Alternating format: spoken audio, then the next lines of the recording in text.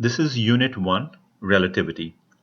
This lecture is about space, what it is, how we can model space, and how we can start to quantify space.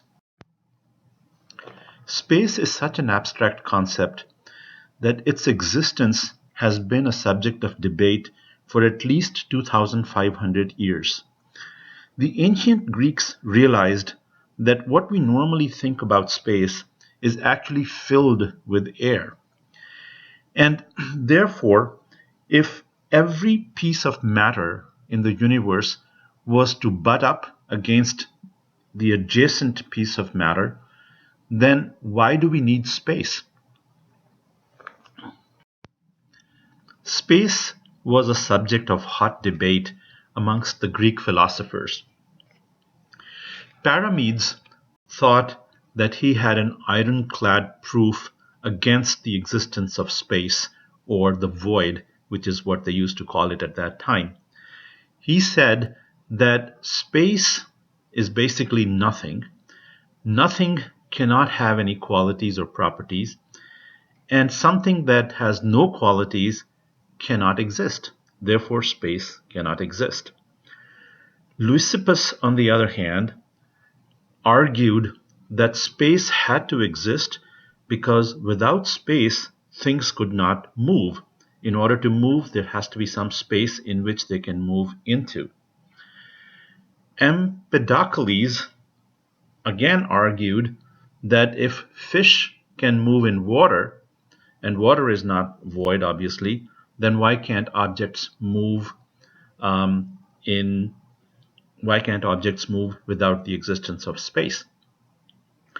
Finally, Democritus, who is the father of the atomic theory, argued that space had to exist because without it, it would be impossible to separate the atoms from each other.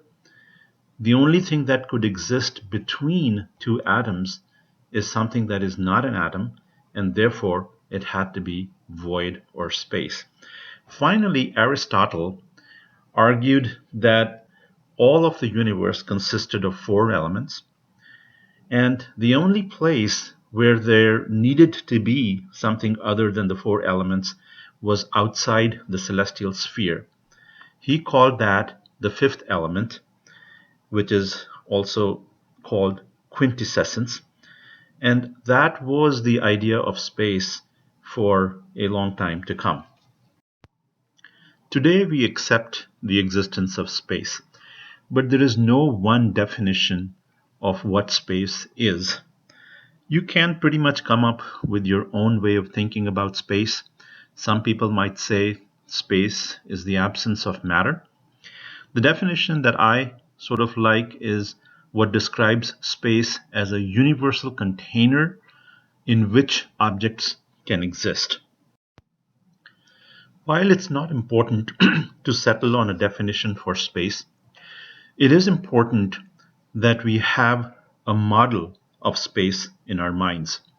As a matter of fact, physics progresses by creating increasingly sophisticated models of the physical concepts that we study in physics.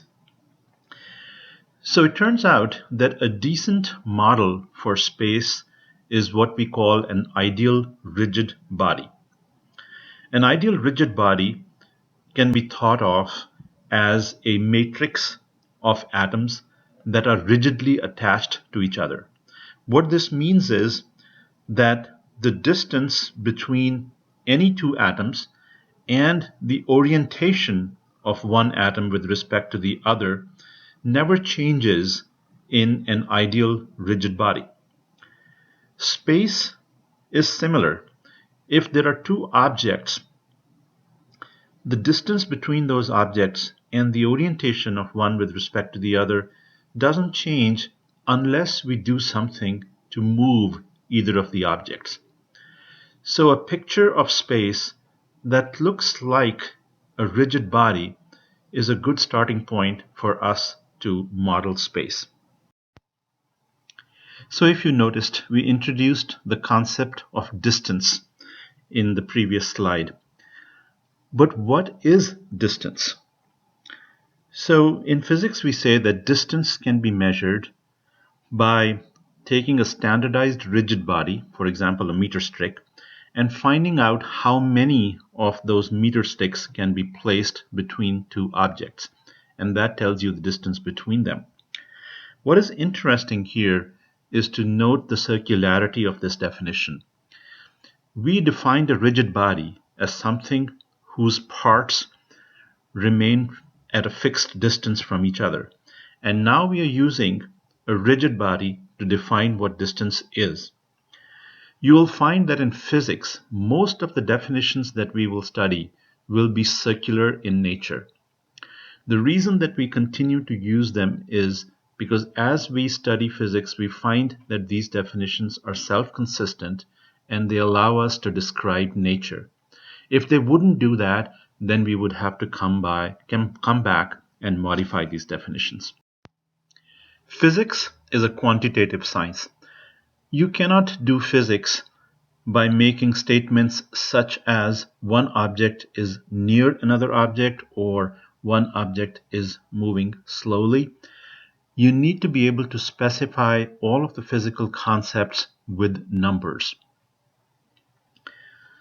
So how do we specify spatial concepts such as a point in space, a direction in space, or motion in space?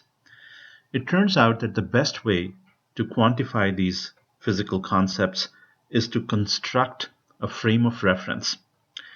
A reference frame consists of a reference point and three perpendicular axes or directions which originate from that point.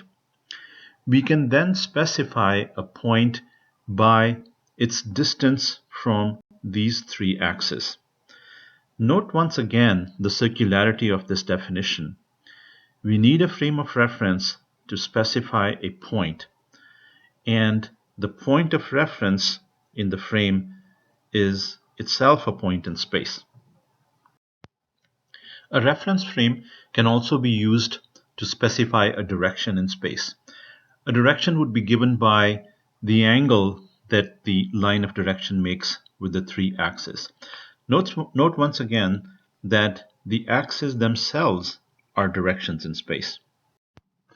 It turns out that there are several spatial concepts that have a direction element to them.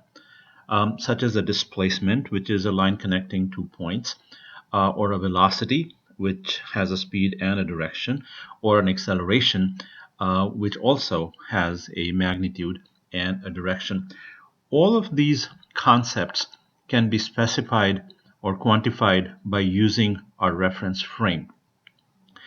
In fact, they can always be given as three numbers, and those three numbers are the three projections of this directional concept on the three axes of the reference frame. Even non-spatial concepts that have a direction, such as force, can also be specified with a frame in the same way. It is important to bear in mind that a reference frame is a mathematical construct. It is used to describe and find relationships between physical concepts, but the reference frame that you choose should not have any bearing at all on the physics that is used to describe through that reference frame. In fact, one can set up two different reference frames, and the physics that comes from those reference frames should be the same. The relationship between two reference frames is often described as a transformation. It turns out, and this is sort of a curious fact, that the study of transformations can lead to finding interesting information about physical concepts. In fact, in some cases, it can even lead to the discovery of new physical laws. Frame transformations can be divided into different categories. When the origin of a frame is moved to a different point without changing the directions of the axis, we call it a translation. Notice that the coordinates of a point are also transformed along with the frame transformation. Similarly, a frame rotation is defined as a transformation of a frame where the origin remains the same, but the three axes change directions. Once again, the coordinates of a point will also be transformed with a rotation. It turns out that a translation and a rotation are the only two ways to transform a frame in space. So any general transformation of a frame can be shown to consist of a translation followed by a rotation. As we said before, when a frame is transformed, the coordinates of a point in space also get transformed. One can write equations for the new coordinates in terms of the old coordinates and the parameters of the transformation, such as the angle of rotation, etc. So what do coordinate transformation equations look like? For the translation transformation, it is fairly easy to derive these equations. If the origin of the new reference frame can be written as x0, y0, and z0 in terms of the old reference frame, then the equations can easily be shown to be the ones that are shown here on this slide. It's important to realize that we are implicitly using the rigid body model of space here. If that model would not hold, then these equations would also not hold. So frame transformations is a nice mathematical concept, and it can be expressed as coordinate transformation equations. But what does this have to do with physics? It turns out the key to using frame transformations to learn about physics is to look for quantities that don't change with the frame transformation. Such quantities are called invariants. On this slide, we have a list of some of those quantities. For example, the distance between 2 points can be shown to be invariant under a coordinate transformation. Notice once again that this is true by definition because that's how we defined rigid body. So if that was not the case, then we would have to go back and redefine our model of space. But fortunately, it turns out that that is the case. Similarly, the components of displacement, velocity, force can be shown to be invariant under translation.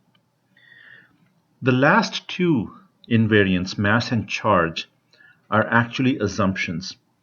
These are reasonable assumptions for us to make that when you translate a frame, nothing should happen to the mass of a particle or the charge of a particle. Notice also that the coordinates themselves are not invariant. A general rotation transformation in three-dimensional space is more complex than a translation.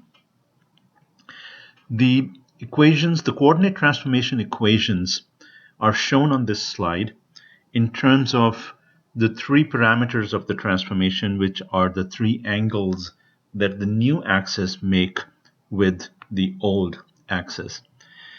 The coordinate transformation expression here is written in terms of a matrix, which is a mathematical way to summarize three sets of equations.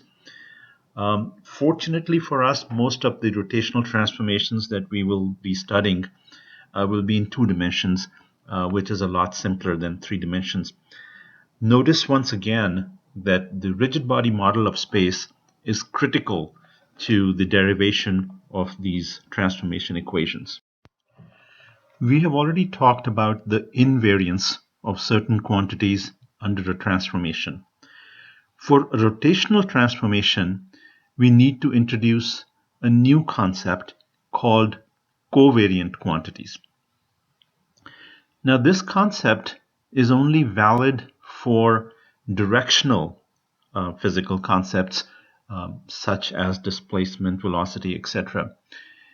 For those kinds of physical concepts, if the three components of that concept rotate, transform under rotation in the same way as the three coordinates of a point in space, then that directional concept is called covariant.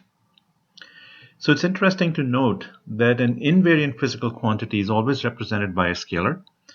A covariant physical concept is represented by a vector.